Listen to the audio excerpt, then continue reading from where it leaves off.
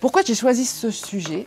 Parce que de plus en plus dans les albums jeunesse, ce sont des choses qui sont évoquées et qui correspondent aux réalités d'aujourd'hui finalement, et à des choses que peuvent vivre les enfants ou les petits camarades que côtoient les enfants. Donc ça peut toujours être un sujet de discussion entre parents et enfants. Un petit documentaire de Georgette, Famille, dans lequel on y trouve plusieurs représentations de la famille nombreuse à la famille recomposée, des familles métissées, familles homoparentales, voilà, familles très nombreuses.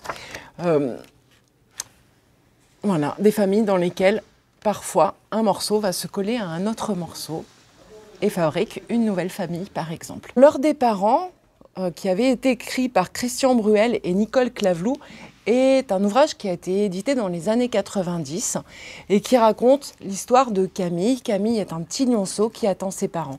Et ses parents, ils peuvent être tout à fait différents. Et déjà, on aborde par ce livre-là, qui a déjà plus d'une vingtaine d'années aujourd'hui, même plus,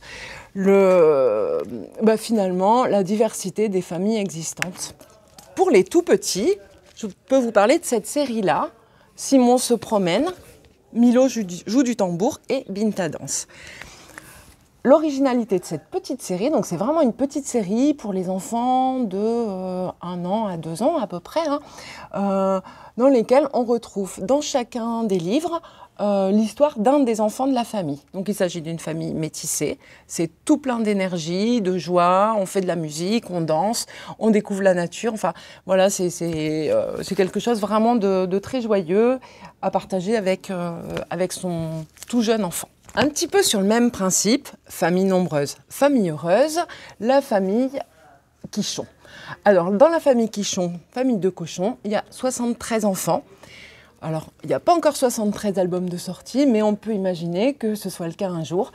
Et de la même façon, en fait, on retrouve dans chacun des livres l'un des personnages de la famille Quichon. Voilà. À chaque fois, on s'interroge un petit peu sur une question de société ou sur la place de l'enfant dans la famille ou sur la place de l'enfant avec les autres. Famille nombreuse, famille heureuse encore, heureuse pas toujours. Donc là, il s'agit d'une petite série également qui s'intitule 10 enfants et un papa. Donc dans cette famille-là, comme son nom l'indique, il y a un seul papa.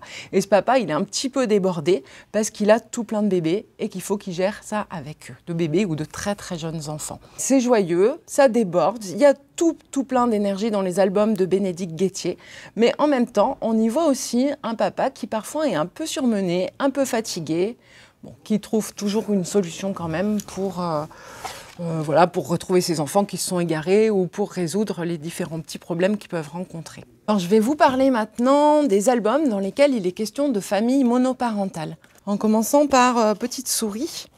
Donc Petite Souris, c'est un petit souriceau qui vit seul avec sa maman. C'est une petite série, pour l'instant il y a 3 volumes qui ont été édités, qui a été donc publié par les éditions Cambourakis, qui travaille beaucoup sur l'édition, la traduction d'albums, de livres qui ont été réalisés par des auteurs scandinaves. Donc dans Petite Souris, en fait c'est une maman qui vit seule avec son petit souriceau. Et on voit très bien qu'ils ne sont pas bien riches, ils vivent dans un immeuble qui peut faire penser vraiment à un petit trou de souris. On est sur des couleurs très pastel. Parfois un petit peu terne et c'est voulu. Ce que je trouve en fait très beau dans cette petite série, c'est vraiment le rôle éducatif de la maman qui est mis en avant. Et toujours, on voit l'amour immense qu'elle porte à son petit souriceau et qui est partagé, et la complicité qu'il y a entre deux. Et sur un tout autre registre, Ma maman est bizarre, donc qui a été publié par La Ville brûle. Donc Ma maman est bizarre, c'est aussi l'histoire d'une petite fille, une petite kangourou qui vit toute seule avec sa maman. Et là, cette maman, elle a choisi un autre mode de vie. Donc là, on sent qu'on est plus dans quelque chose qui est de l'ordre d'un choix de vie différent. Cette maman, elle chante dans les manifestations LGBT, elle écoute du rock, elle a des copains punk et elle fait vivre à sa fille tout un tas d'aventures.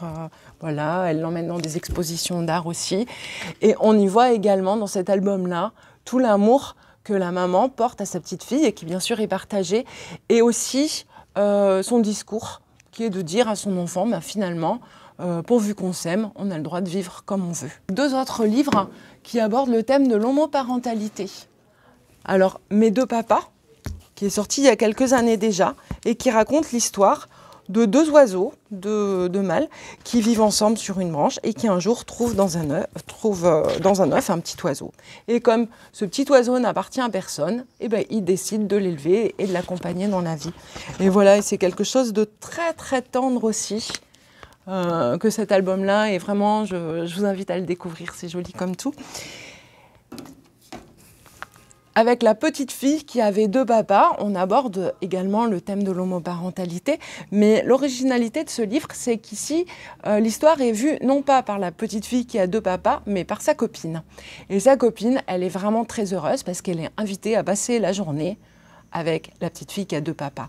Et elle imagine que dans cette famille-là, tout doit être formidable et que tout doit être permis.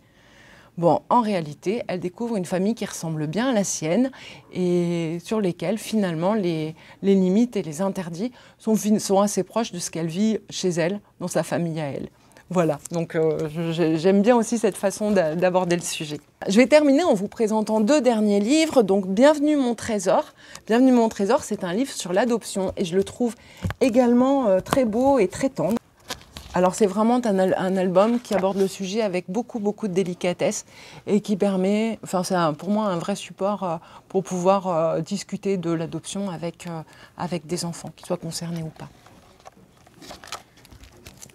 Voilà. Et enfin, pour conclure, un petit mot sur ma famille Méli-Mélé. Et dans ce livre-là, il est question simplement de généalogie. Et voilà, c'est un livre qui s'adresse vraiment aux tout petits. Je pense vraiment que ce livre-là montre que nos familles sont constituées d'histoires complètement différentes et qu'on vient de là, en fait. Voilà, une famille avec des enfants, 3 beaux enfants. Une autre famille qui se sont rencontrés, qui se sont méli-mêlés, le terme est mignon. Pour conclure, voilà, je vous invite à parler finalement de généalogie, des origines, de là où on vient, de montrer finalement que notre histoire, elle est celle-ci, et puis celle des copains ou des cousins, elle peut être un petit peu différente, mais qu'à chaque fois, finalement, c'est tout ça qui fait famille. Merci de m'avoir écouté. Passez un bel été et retrouvez-nous jeudi prochain sur le Booktube des bibliothécaires.